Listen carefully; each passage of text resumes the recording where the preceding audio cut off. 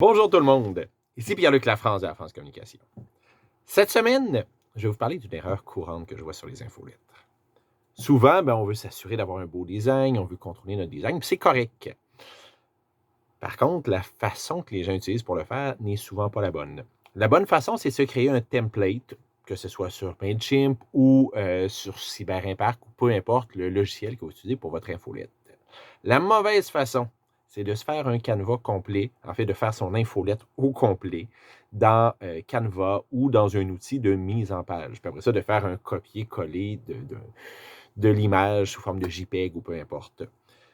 Les images comme ça, qui occupent tout l'espace finalement de votre infolette, c'est très, très mal perçu par les logiciels, que ce soit Gmail, Outlook et compagnie, qui souvent vont y voir un signe que c'est peut-être de l'arnaque, que c'est peut-être du spam. N'oubliez jamais une infolettre et du spam. C'est sensiblement les mêmes techniques qui sont utilisées, mais pas pour les mêmes fins, pas dans le même objectif. Donc, faites attention de ne pas vous retrouver là, dans la liste rouge ou pire la liste noire de ces diffuseurs-là.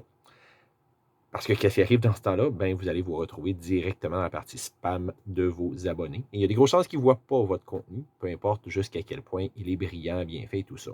Sans compter que d'imposer un format comme ça, vous n'êtes pas toujours sûr que ça va bien sortir partout. Ça empêche de mettre des appels à l'action clairs, des boutons qui vont vous permettre de faire passer vos gens à l'action. Donc, pour des trucs, pour des conseils, pour des façons d'être plus efficace dans votre marketing web en général ou dans votre infolette en particulier, n'hésitez pas à communiquer avec moi, Pierre-Luc Lafrance de la France Communication.